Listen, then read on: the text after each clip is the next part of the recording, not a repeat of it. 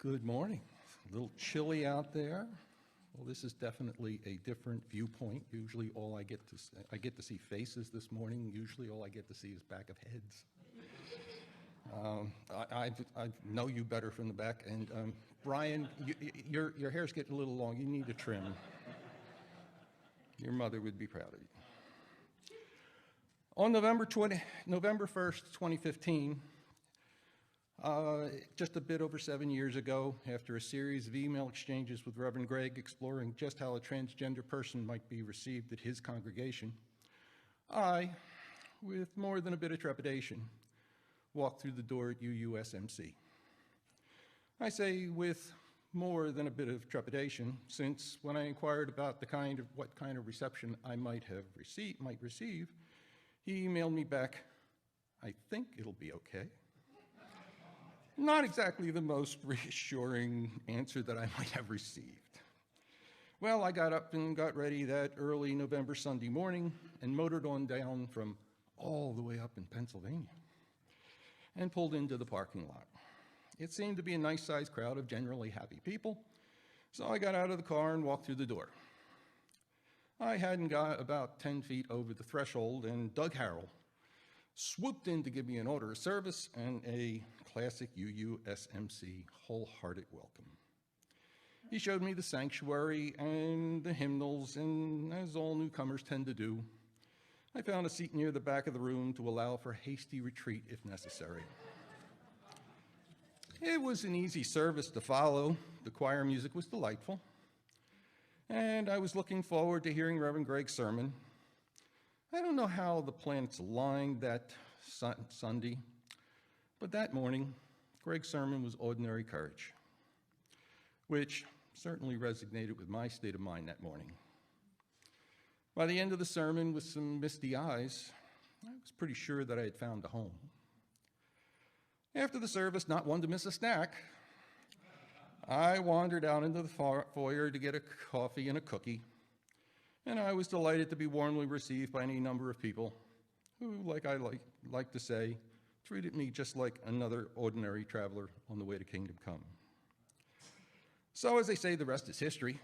I had not only found a home, but after a few years, there was a rumor going around that I had settled into a hidden apartment in the Mill Creek rafters. That's a happy story of love and acceptance.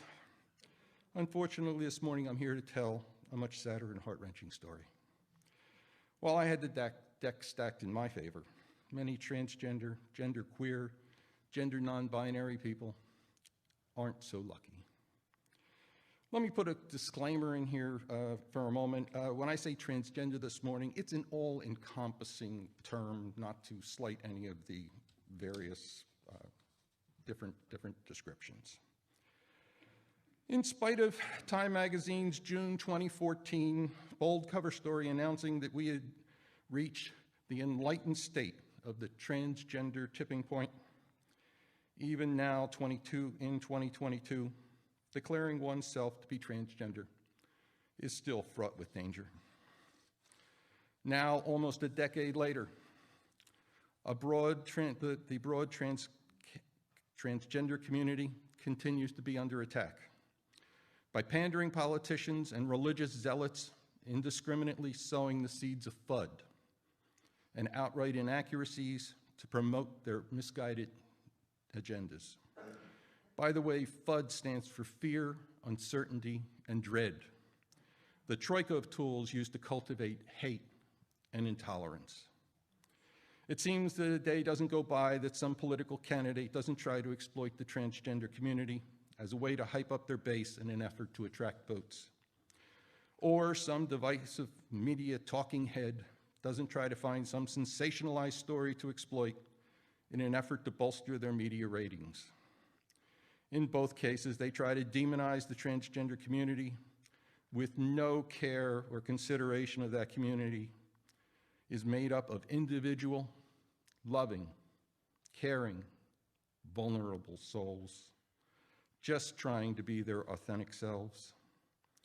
While it's estimated that about 1.5% of the overall US population is transgender or gender non-binary, It's estimated that about 5% of the US 18 to 29 age group identifies as transgender or gender non-binary.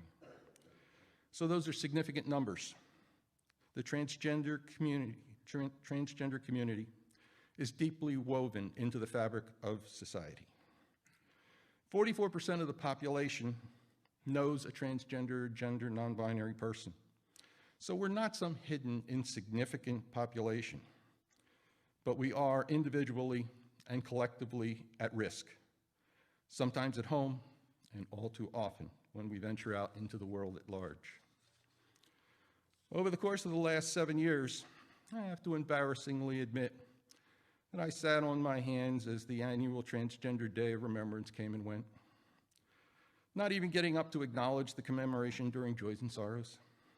This year, with the transgender community under unrelenting, draconian attacks by state legislators and being subject to unwarranted, increasingly brutal acts of violence stoked by disingenuous, hateful rhetoric, I could not let this observance pass by unnoticed.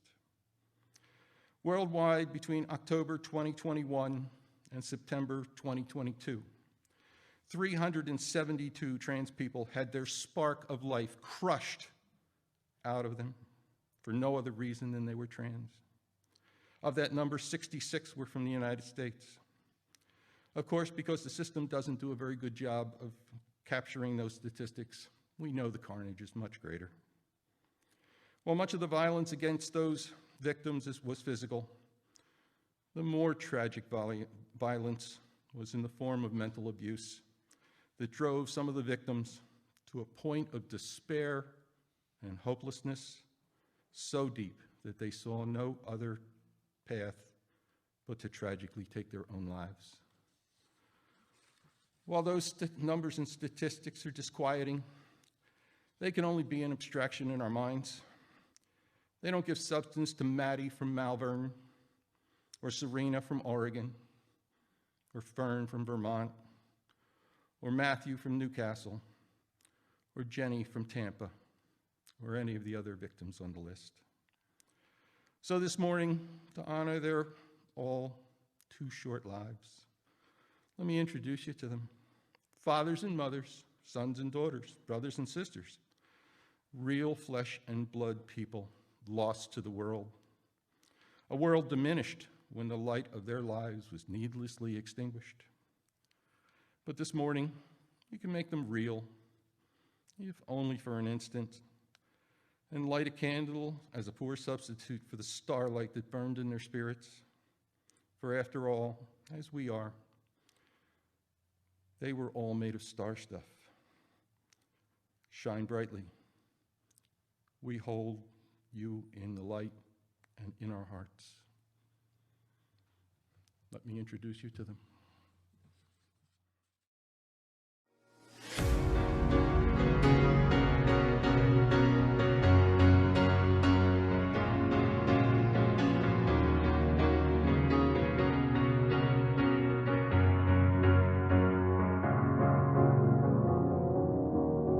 You're a sky full of stars. I'm gonna give you my heart. 'Cause you're a sky full of stars. 'Cause you light up the path. I don't care, go on and tear me apart.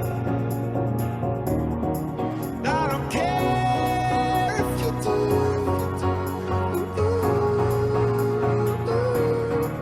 'Cause in the sky full of stars, I think I saw you.